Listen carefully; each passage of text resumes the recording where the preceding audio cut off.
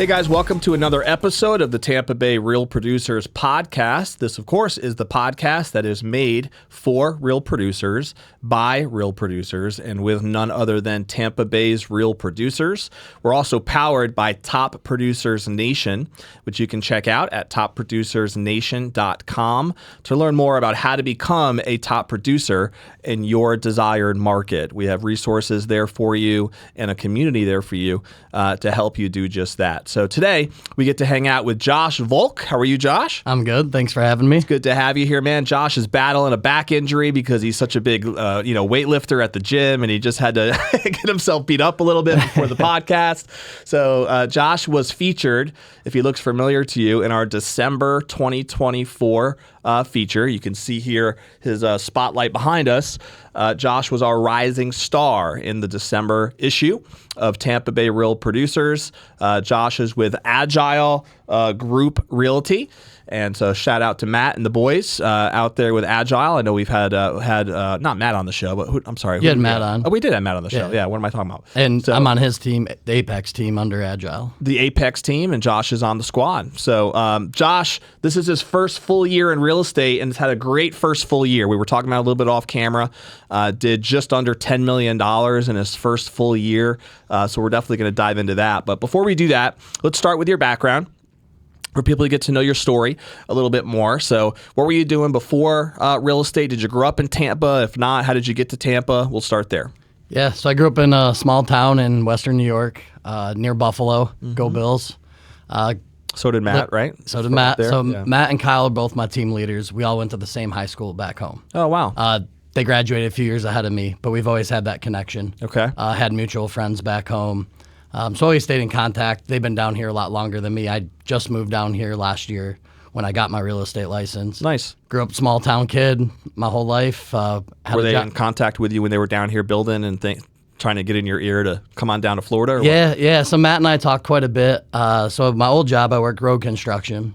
So in the wintertime, I'd be laid off. So I'd be in Florida a lot, snowbirding in the wintertime. Mm-hmm. I'd always chat with Matt. I'd always see his success.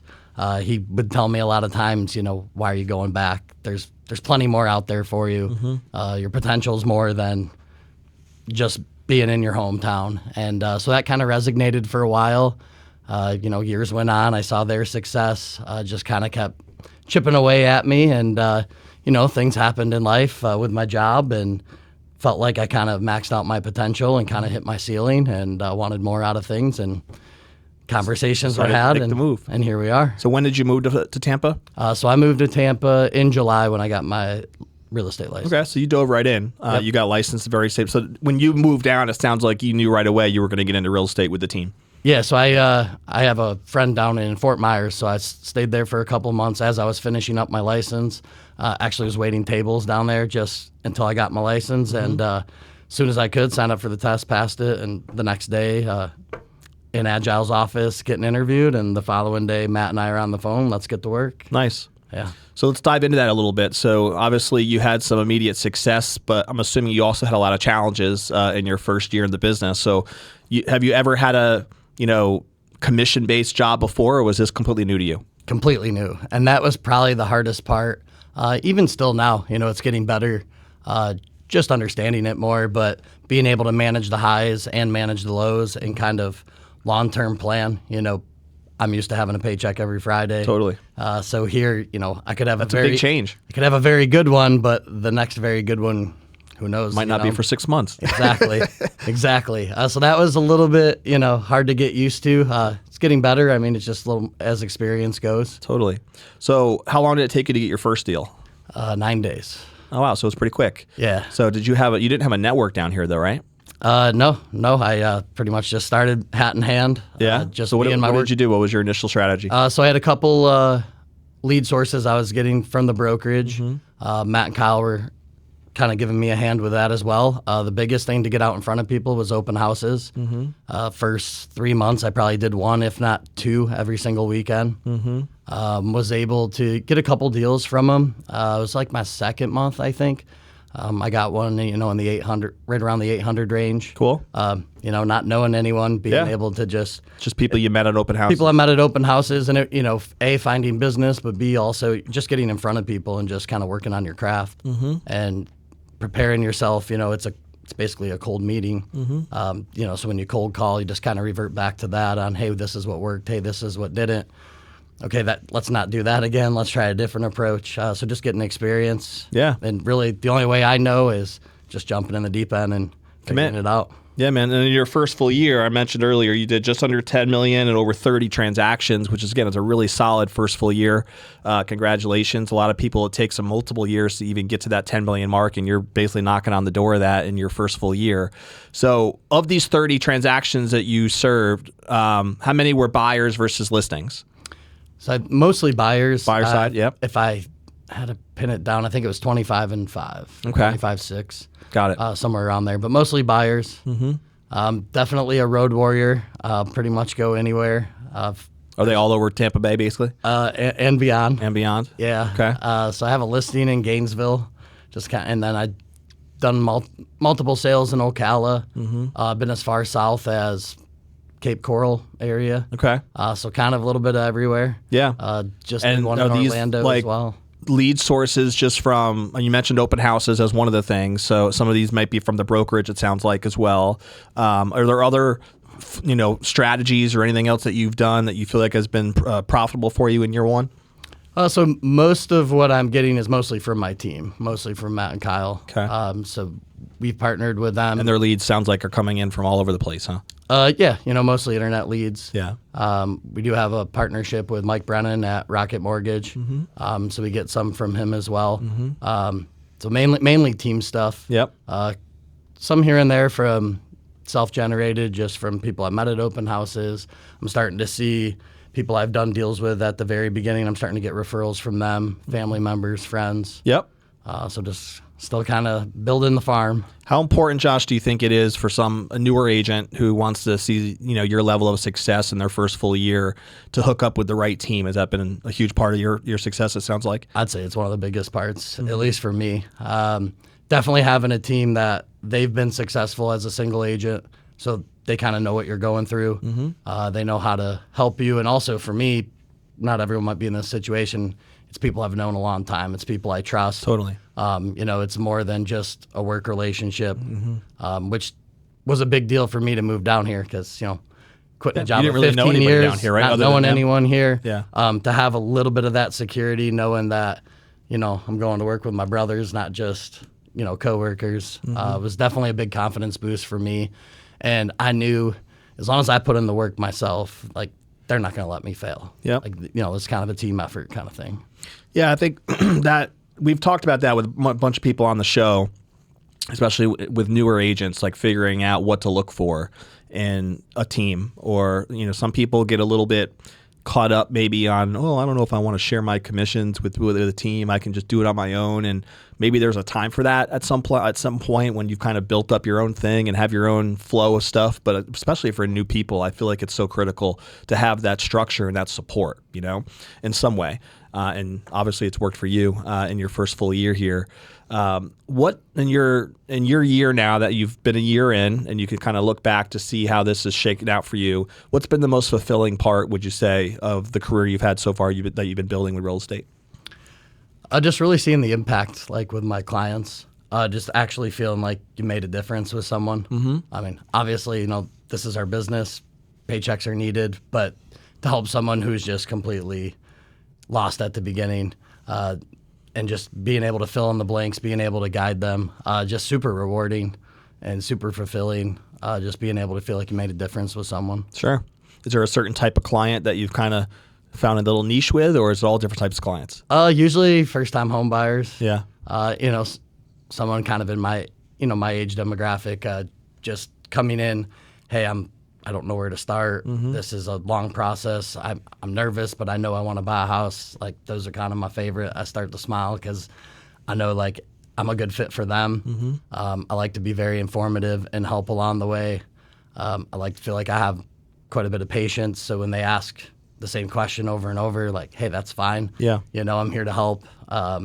and it definitely. Now I feel you have like, a track record, right, of success with people like that. It sounds like that you've helped. So I would imagine that would add confidence to any first-time home buyer's experience, is you can kind of tell them, here's where you're heading, right? Here's the story. Here's an example of this person we helped, and this person and that person, and what they felt. And they had the same question that you had, but look at where they are now. And so I can see where that story is a big part of your success ultimately, is helping people see that vision. Yeah, I agree with that. So I had, two of my favorites that so far, over the first year, and both first-time home buyers. One didn't think they could financially afford it. The other one just thought it was too confusing and too frustrating. And, both times, a little different scenarios, but not only got to the closing table, but saw tears on closing day, and they were so happy and so thankful. I still talk to them weekly. Cool. Holidays just happen. They're sending me pictures like in their house with their family, and like I feel a part of that. Like I feel I helped accomplish that goal with them. Yeah, man, that's huge. Absolutely. For most people, it's still always going to be the biggest investment they ever make in their life, right? And so there's always going to be that emotional tie. Do you find any other people of your network from up north in New York that want to make the same transition to Florida, and that you can either help from a real estate side or maybe even want to get into the business like you have? Yeah, I've had a couple, mostly people that are realtors back home. Mm-hmm. So where I'm from, completely different real estate market and different world. Yeah. So I've had a couple of people, they've been at it much longer than me. First, they're just super proud and happy, always congratulating me on successes I've had, but then they start kicking the tires and asking more questions. Yep. And, hey, if I wanted to make that move, kind of thing. Makes sense. How many were you working harder than you thought you were going to work in this first full year? Yeah. The old cliche, it's not work if you like what you do, kind of thing. So there's a lot of times that I am putting in work or sweat equity, but to me, I love the grind, so it's fun, and it's all part of the journey kind of thing. So at times, it's more mental stress than I guess I was anticipating. Mm-hmm. Is that coming from the uncertainty of on the pay side, or other things? A little bit of that, or just from the beginning to the end of a deal, just how many hiccups and roadblocks can enter. Yeah. And also, being new, I don't say no kind of to anything. So there's a lot of leads that come to me that someone more seasoned just didn't want to deal with, or hey, that's not my lane anymore. So there's a lot of them that I'm just plugging along. Which is probably great for your experience, though, right? I agree. Learning how to tackle all these different obstacles, and maybe eventually, again, that could change as you identify that lane and know where it might fall for you. But in the meantime, I think this is the season to learn as much as you can. I agree. So I hear all the time from Matt and Kyle, I'll ask them a question, or, hey, this happened to me. And they kind of giggle because it's turned it's getting very repetitive.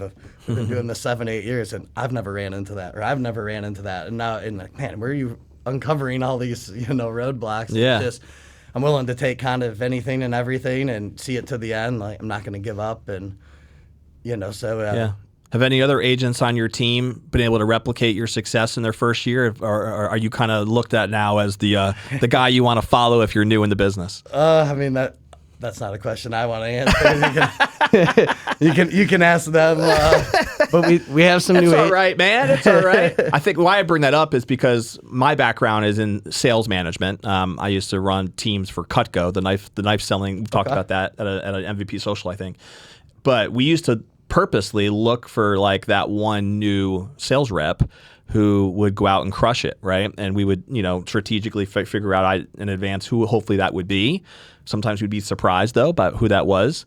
But it was really critical in our organization to have that, what we would call rabbit, that would lead the pace, And many times they were a new person who would kind of set new expectations and new standards. And from a culture standpoint, that does a lot, right, for an organization when you can have a person to point to, and it gives belief to everybody else, right, that it is possible. It's one thing if it's coming from Matt and the leaders because they're supposed to act that way. They're supposed to be, talking about belief and possibilities. But if they can see it from their peers, that it makes all the difference in the world. So I can see you being a huge, and again, that not necessarily something you have to be concerned about, but the role that you would play in that fit, I think, would play a big role. Maybe that's more of a Matt question.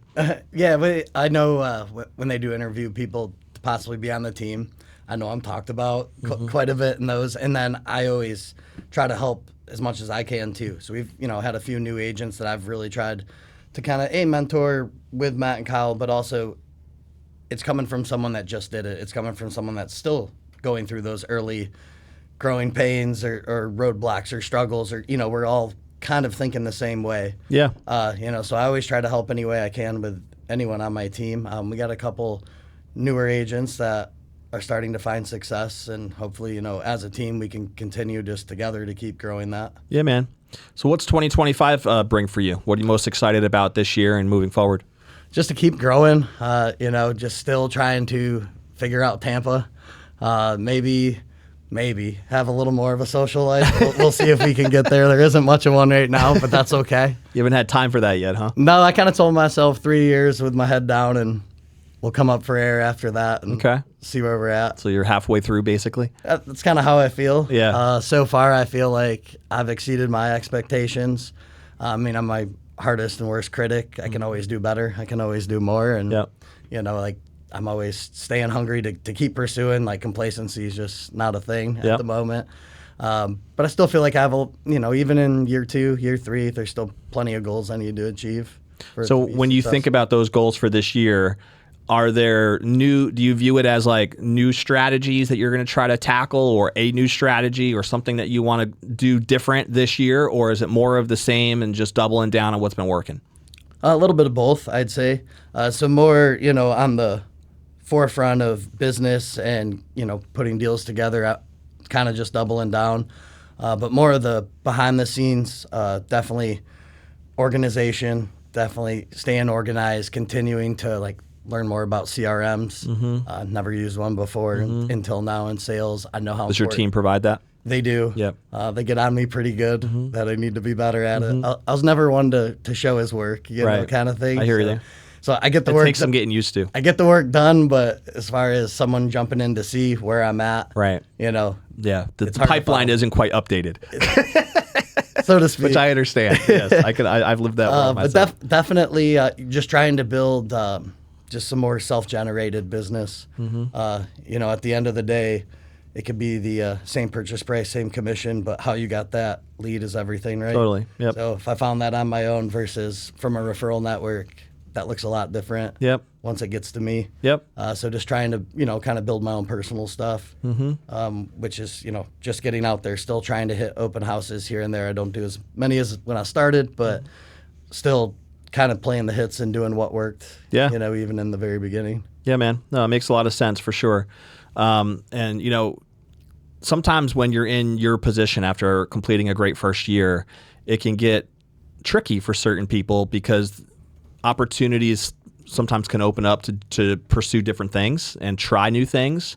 And that could be a good thing, right? It could actually help the business, but it also could be like chasing a bunch of shiny pennies and nothing really moves. And then you end up actually losing what was working, right? Before. So there is a balance there. That's why I asked the question, to just kind of get a feel for what your thought process was like moving forward, because you don't want to take a step back, of course, after a great first year and see where that might go.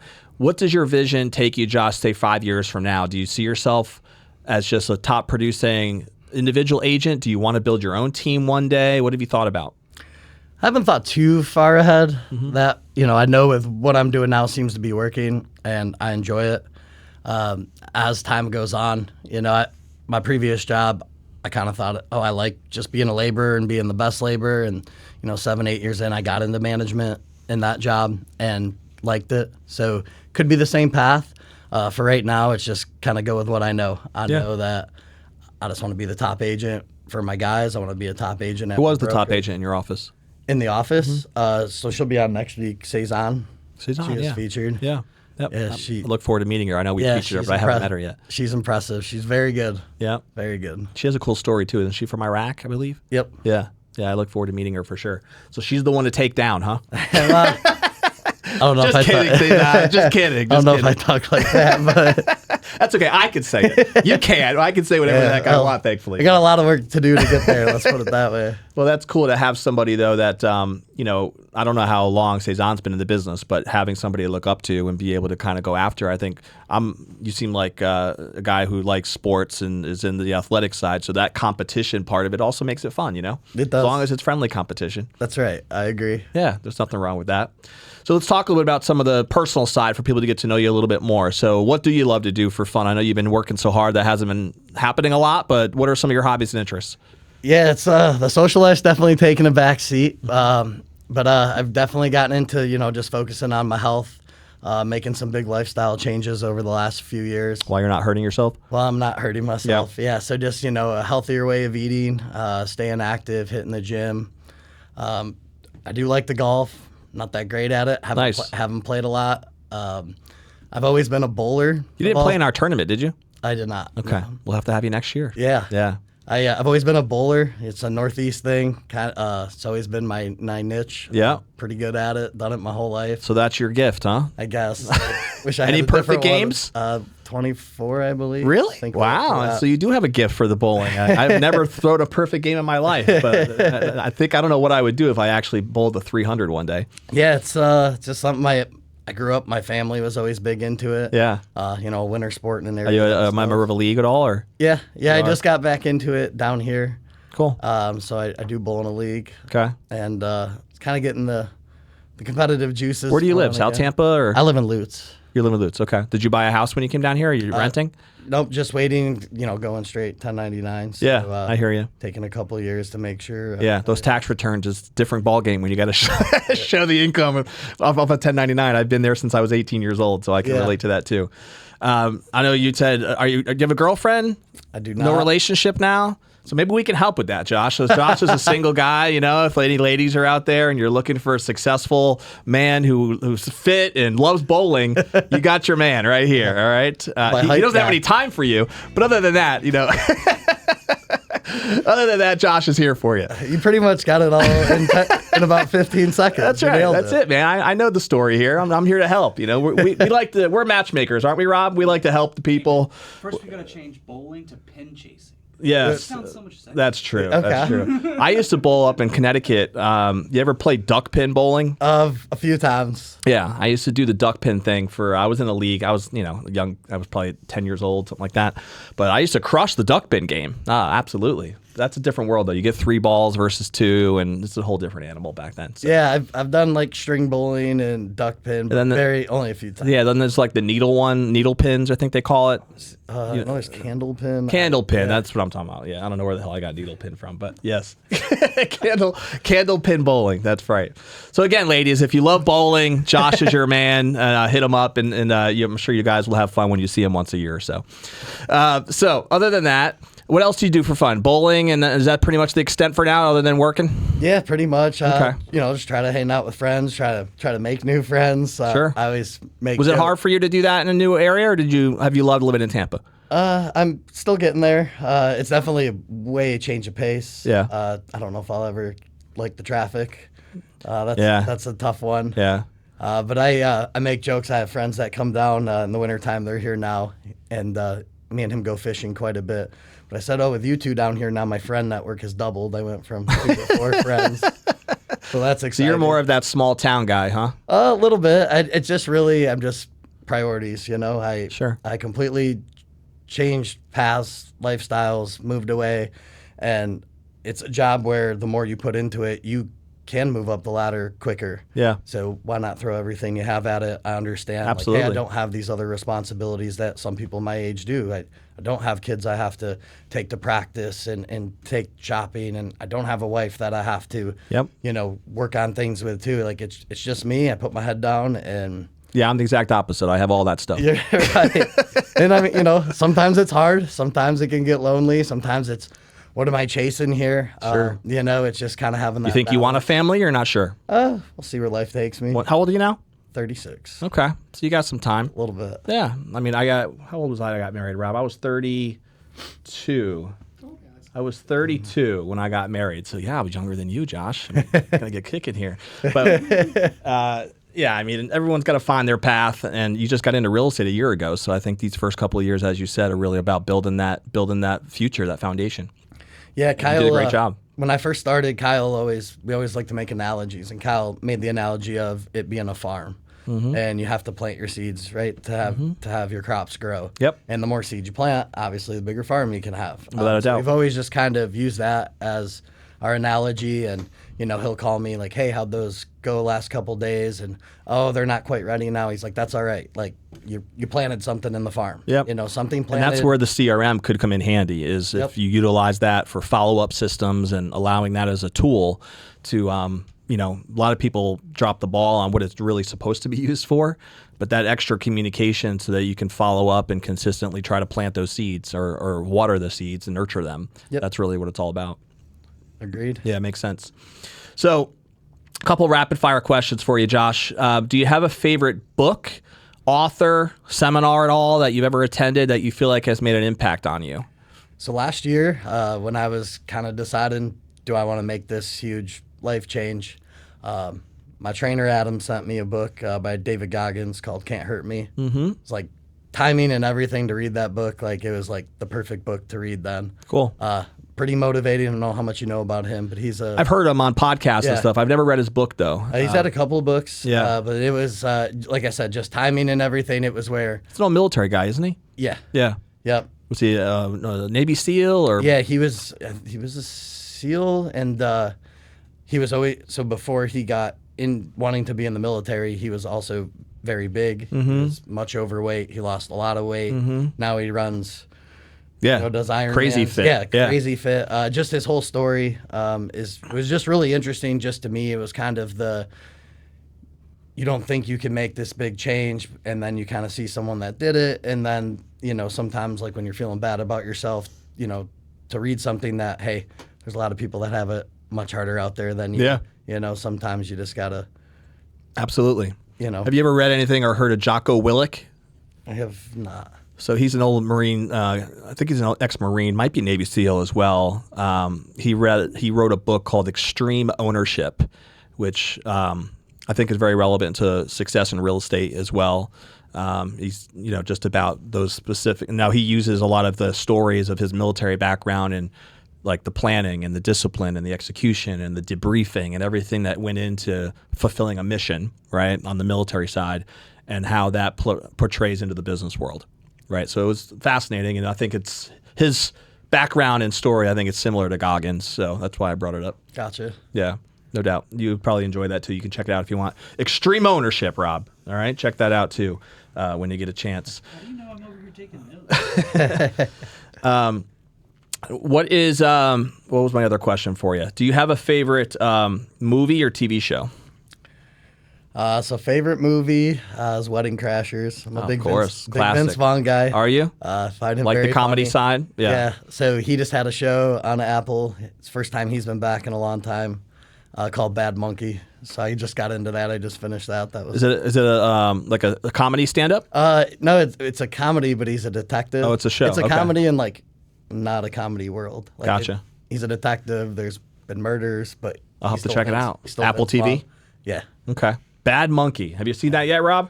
it's a good Not one. me neither. Put it on the list, man. We get a lot of good ideas here for sure. You have a favorite food? Pizza. Okay. So that's a cheap date. If some lady wants to impress you, and Bowling and pizza. that's it. I know you're always working, Man, I'm but re- you got to eat pizza sometimes. So Right, maybe yeah, if that's definitely the cheap meal of yes, choice. yeah. You said you live in Lutz though, so is there like a favorite pizza restaurant by you? Not really. I mean, I don't eat it a ton. Yeah. I've tried a few places. Still not New York. Still looking for the New York style stuff? Yeah. Yeah, I'm a pizza fan myself. There is a spot called Fresco's, but it's up on here. It's 54 down the Okay. road. You probably checked out Fresco's before, and they do a pretty legit pie. It's a New York style over there. So just a little thought, you can check that out. And they're not that far from Lutz in case you need a little advice. Gotcha. I've done Eddie and Sam's. Is that down by you? That's downtown, Got it. but Okay. it's New York style. They bring the water in. Oh, the one right in downtown. Yeah. Yeah. When we go take the kids to the Straz Center, that's usually where we stop by too. That Yeah. right around the corner from there, right? Yep. Yeah. I know what you're talking about. I used to go to University of Tampa, so that was kind of a spot that we would check out as well down there. Gotcha. All right, so we're going to put a bow here on what I would call the legacy question. I think it's cool talking to you first year in real estate. A lot of people struggle, as we know, in their first year. And I think you made a decision to commit to it. And one of the reasons why I think people struggle is they don't commit to it right away, or maybe they do eventually. But that decision that you made to burn the boats and just dive right in, and knowing that you had some uncertainties with not getting paid every Friday and not knowing when that commission check's going to come, there's a lot of fear there. But you overcame it, and you're, maybe there's still some of that fear that exists, but you've been plowing through it anyway with the action. So I applaud you for that, and hopefully all the best to you in 2025 and beyond. But one day you'll probably be looking back and thinking about what you'd want to be most remembered for, right? What you'd want that legacy to be, whether that's family, personal, or professionally. What are some thoughts that come to mind for you, Josh, as far as what type of legacy you'd want to be most remembered for? I mean, I, of course, want to be successful, right?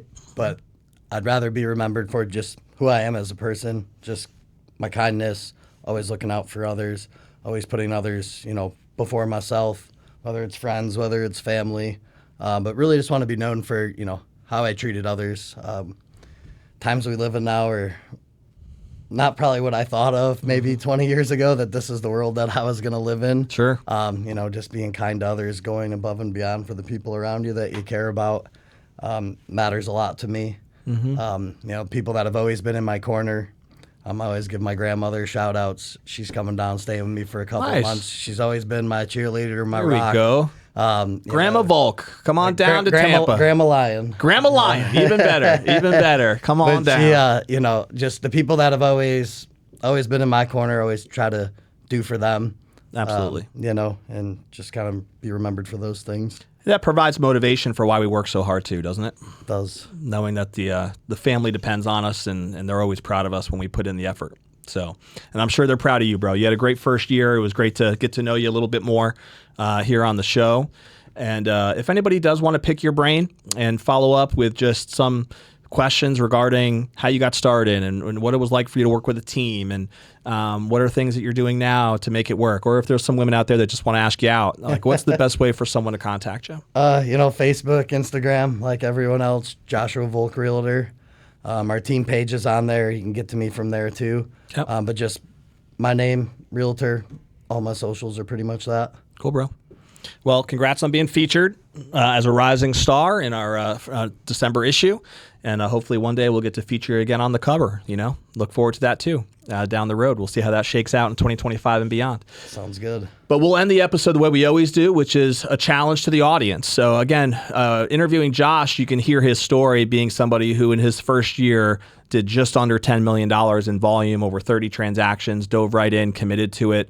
Maybe you're an agent out there who just hasn't seen that traction yet, right? It's your first year in the business, or you're even thinking about getting into real estate, and you can get some inspiration from a story like Josh's, because I think most agents would say, 10 million in their first year is a pretty successful first year in the business. So what's one action step that you can take from our conversation today with Josh that'll help propel you forward personally or professionally? Maybe you need to learn a little bit more about just getting out there with open houses. Josh mentioned that a couple of times, or finding a great team. Josh talked about the importance of that and how his team has supported him in his first year. Whatever that might be. Maybe, I don't know, maybe you want to ask Josh out a date, and you're a girl out there who's open and looking for a man like Josh who's okay with him not being available for you at all. Whatever the case may be, what is one thing, right, that you can do that's going to take action? And then ultimately that is going to be the point of why you invest the time in listening to this show, right, and listening to this podcast. So if you don't already subscribe, click the button below. That way you'll be notified every time a new episode drops, which we drop a new episode every single week.